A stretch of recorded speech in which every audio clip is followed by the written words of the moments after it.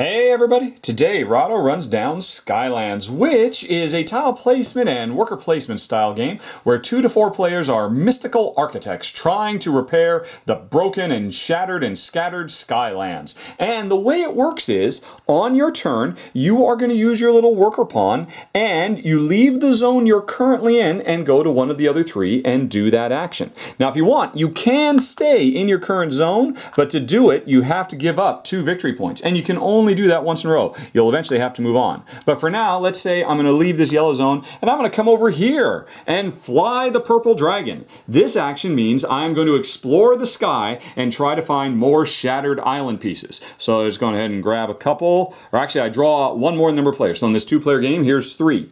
Now, whenever a player does an action, everybody gets to partake in that action, but whoever initiated it gets the big bonus. In this case, I am going to get 2 of these tiles, and my opponent, Jen, is only going to get 1, and I get to go first because I started this action.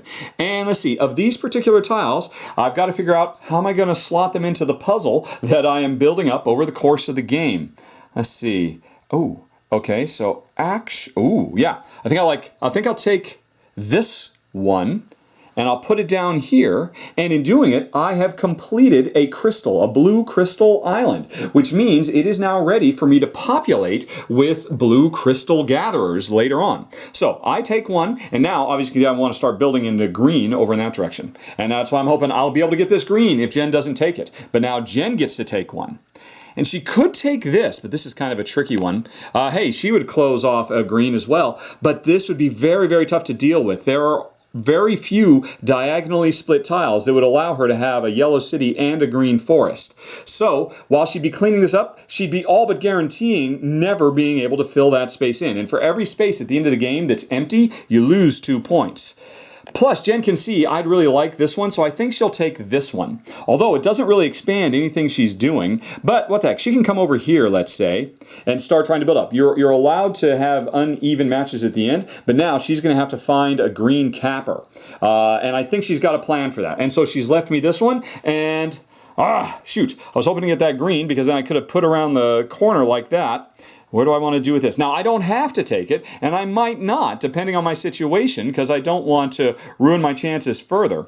Shoot, I really like that other one. But let's say I could go, say, something like this, with the hope of putting in a green here and a city there. But what are the chances of that? Well, what the heck? Let's go for it. I'll take a little bit of a gamble. And even if I never fulfill this city, I've at least eliminated a 2-point loss. But anyway, so that is the explore action. Number of tiles, a number of players plus 1 tiles, and there's a draft with the player who initiated getting 1 extra. Now, the next action players could do, here's Jen, she could come over here, let's say, and recruit more followers. Now, whoever initiates this action gets to fill up 2 complete islands. And so this is a complete island. This is not. And cities are special. Even though Jen's got this gigantic city, it doesn't count because you don't fill those up normally. There's a special way to do that. Jen initiated this, so she just so happens she's already got people on 2 of her islands, but this one is empty and that one's empty. So she gets to fill up 2 islands. So she'll fill up this one and this one. And you need these followers to be able to do lots of different types of things, as you'll see in a second. Now, she gets to do 2, everybody else gets to do 1. So what am I going to fill in? Let's see. Well, actually, the only thing I can fill in is this little blue I just created. So I'm not complaining about that. That's pretty nice. Okay, there we go. So, that is an action there. And now, the next action one could do would be to, so it's my turn again, I could come over here and grab one of these special tiles. Every time you set up the game, 16 randomly selected tiles are going to come out that radically change the overall feel of how things are going to advance. And, as soon as you see what these 16 are, you're already strategizing and planning right from the get-go. So, coming over here means whoever initiated this gets to buy one of these tiles with their existing workers, and the person who initiated it gets 1 less. You can see how they all have a little wild card. So this costs 3 purple and 1 of your choice. But for me, it would only cost 3 purple. And in fact, I think that's the one. Is that the one I'm going to go for? Well, it's because you can see this would allow me to cap off this little island. That would be pretty nice. But there's this other one right here that would let me cap off this purple island. And Yeah, I think I'm a little bit more nervous about this purple island because it's kind of stuck in a corner. This green could potentially grow out in different ways. So I'm going to do that. It cost me 1, 2, 3 of my green followers. And again, since I initiated this, I don't have to do the extra one. And hey, there's a reward. Upon placing this, or I should say, as soon as the island this is a part of gets completed, fill it up. So I just got 4 purple followers for free.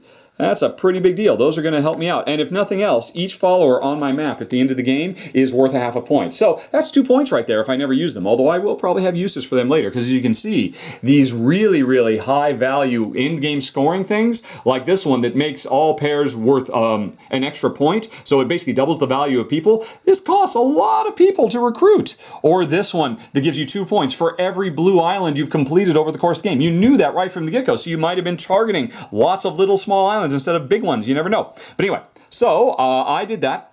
And now, remember, everybody gets to do action, so Jen's going to get to do an action too. But she has to pay full price, and this is the one she wants. She is very happy to get it because it fills that space in quite nicely. But she will have to give up a green and a purple, and another one, she'll give up a second green. And this one was worth an extra point, so this is really worth 3 points. Yeah, so that was nice. And now, the fourth action you can do is power your cities. Remember how I said you don't put people directly on the cities because there are no yellow people. Instead, when you power your cities, what you do is you take characters who are on your crystal miners and they transport the crystals to cities. Now, the player who initiated this gets a bonus of being able to pull all their characters out of 2 crystal mines and then fill up to 2 cities. So it's kind of a bummer. This would be a great time if Jen didn't come over here, instead came over here and filled up this city, and then later on came over here, she'd be able to empty out 2 mines and fill this ginormous city, or 2 separate cities, and in this case, she would be scoring 4 points. Now, of course, right now is not the best time to do it because she only has 2, but she'll do it anyway, and she fills up 2. That would give her 2 points. And then these go back. The city is always demanding more crystals. Anyway, of course, in this case, I would get to follow along.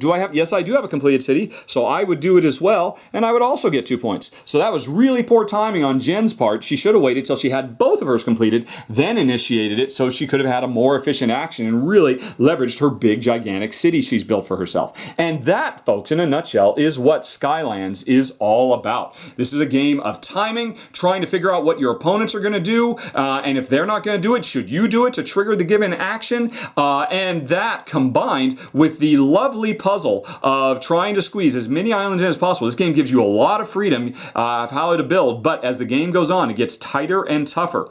This is fun. This is a really rock solid, I'd say it's kind of a gateway plus tile laying and worker placement style game. A great introduction to both of those mechanisms. And Jen and I have really enjoyed it. I think the thing we like the most is the fact that you get those 16 tiles right from the get-go. Then you can be strategizing right from the start what you think is going to be the best way to go. And every time you play, it's going to be a different combination of those special tiles. But then pulling off those plans is going to be tough as the board gets tighter and tighter. The game goes until somebody runs out of space on their board, or all the victory points have been gobbled up, or all of the tiles have been explored and either added or tossed, because any that don't get taken get removed from the game. So it's a race right up to the finish. It's a lot of fun, and that, folks, is the rundown on this prototype of Skylands. I'm going to say thanks very much for watching. Have a very, very nice day. Talk to you later. So long. Bye-bye.